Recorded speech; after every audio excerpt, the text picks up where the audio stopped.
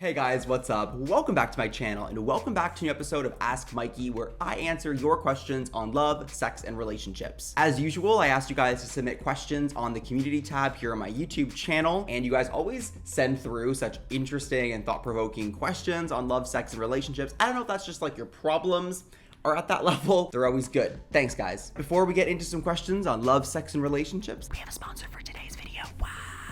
This video is sponsored by Let's Get Checked, an at-home testing provider which delivers accredited test results directly to your door. You don't have to go to the doctor and you don't have to take time off work. All you have to do is collect your sample in the morning and then return it on the same day using the prepaid shipping label. And then boom, you'll have results available from your secure online account within 2 to 5 days. Best part is that Let's Get Checked uses discreet delivery packaging so that you can keep your private life private. And if you want support or more clarification from your results, they're available 24/7. There's a link on the screen right now, as well as in the description bar down below, for you to check out the Let's Get Checked male hormone advanced test for anyone who's looking for a scientific approach for what's going on inside their body. The test covers so many areas, everything from sex drive and muscle strength to liver and testicle health. And you can use the code 20OFF for 20% off your purchase. There are so many barriers to our lives right now, where you can go, where you can't go, and with Let's Get Checked, you can take control of your health and stay at home.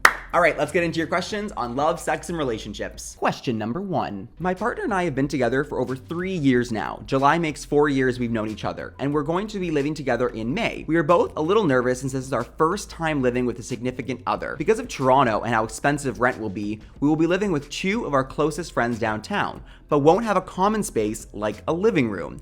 Do you have any advice on how to make the living situation work for us? Are there any do's and don'ts of living with a partner? I totally understand the rent situation. Chris and I live in the city, so we totally understand how expensive Toronto is. So I understand why you might want to move in with your partner, but also have some additional roommates to sort of relieve a little bit of that rent share. Personally, I would always be against moving in with your partner for the first time and then also moving in with a roommate. I understand that sometimes you gotta do what you gotta do, but you have to know what you're getting into before you do it. I think in any roommate situation, there's kind of always power dynamics. You know, some roommates get along more than others, and then you have these 2 against those 2, or these 2 against this one. And obviously it's really relevant to talk about the coronavirus and the fact that we are doing social distancing, isolation. A lot of us are spending a lot more time in our homes, and if there's no living space, it sort of makes it difficult to have space even from your own partner. I mean, forget the fact that you're going to be living with 3 other people, but the fact that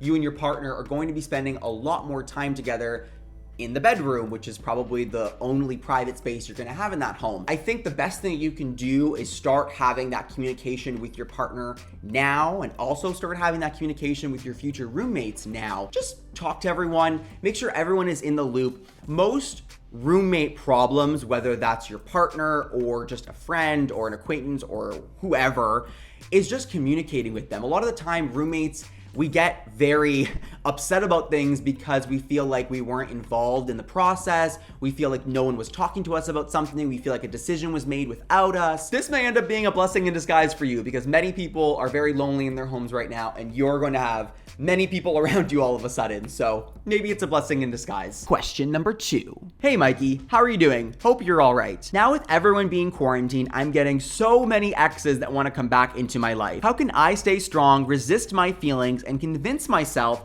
that the relationships ended for a good reason? An ex actually switched his profile picture on WhatsApp to a picture of me, not both of us, just me. And I don't know if I should text him or not. It's been 1.5 years that we haven't talked, and he dumped me without reason, hence why I'm not too keen on doing the first move.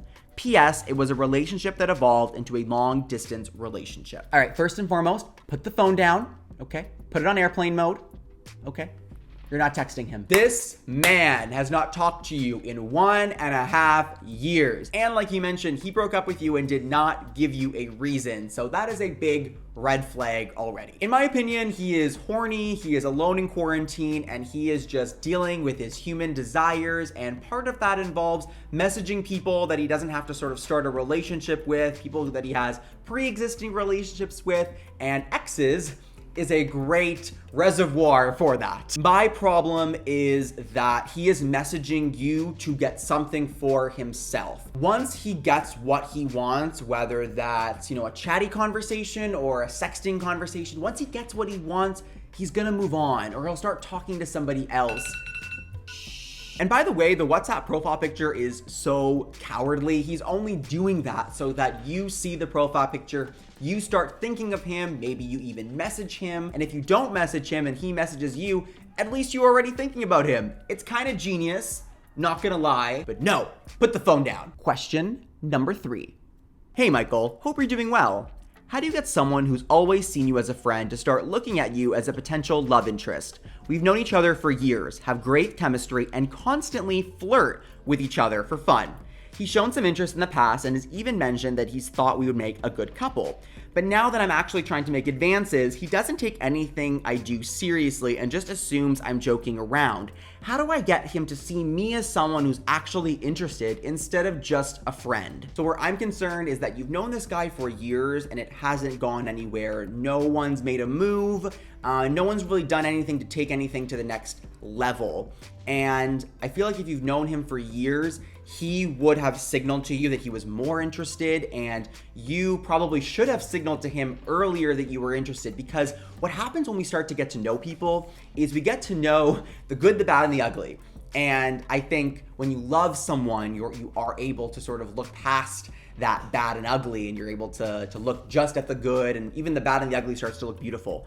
But what can happen is you can slip into friend zone where you see the good, bad, and the ugly, you accept them for the good, bad, and the ugly, but then you kind of just don't want to move forward with them because you know more about them and you realize maybe you two wouldn't be compatible. This is already a close friend of yours, so you're either deciding to not talk to them about it, move on, you guys are just friends, because if you talk to this person about it and they don't have the same feelings as you have, I worry that's going to create a wedge in the friendship, and then over time, the friendship in general is just going to fizzle out. I feel like when two people are together and one person is feeling more for someone than the other person, it could just get very weird and awkward. So you have to know the risk going into it and talking to this person about your feelings. There are risks, you can lose the friendship. But I would say that just based on your question, you seem very curious about this. It seems like you've been thinking about this for a long time. And I would say that there are many people out there that can be your friend, and why not take a risk? So, why not? Be very direct with this guy. I would say directness is your best friend right now. Don't beat around the bush anymore. I mean, we're in social isolation, social distancing, so call him up, have a FaceTime conversation with him, and just sort of tell him how you're feeling.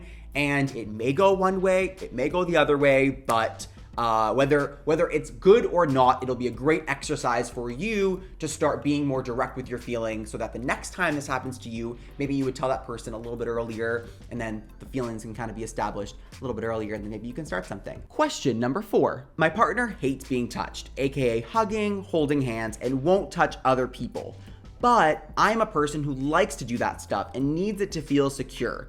Advice on what to do? There are tons of different affirmations. We can have words of affirmation. So some people just like to hear really nice things from their partners. And then for some people, there's affirmations of touch where they sort of need that physical touch to feel like that person is there for them and that they love them. So it's completely valid that you would want to feel touch to feel valid in your relationship and valid with your partner. And there's a touch for everyone. And I think it's really about having a conversation with your partner and talking to him about what kind of touches would make him comfortable. I mean, talk to him, because the hugging and the holding hands, he just may have not been raised with that growing up in his family. His family may have just not been huggers. Maybe physical touch wasn't something he was raised with. Maybe it's something like you guys are watching a movie and he gives you a neck massage, or he tickles your arm a little bit, or he squeezes your leg more often.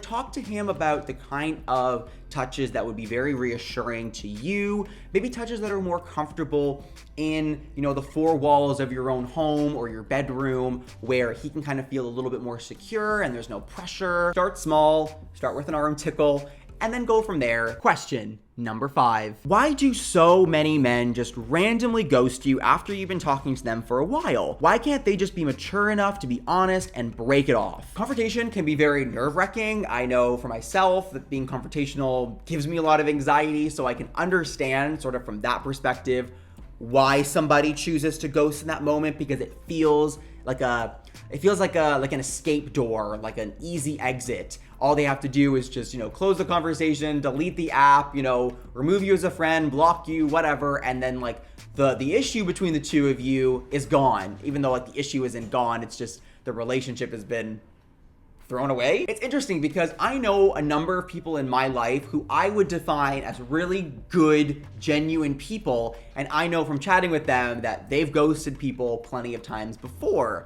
So I know that ghosting is not something that like bad people do and like good people don't ghost. Everyone ghosts, and it's an awful aspect of our personalities where we just don't want to deal with the problem at hand.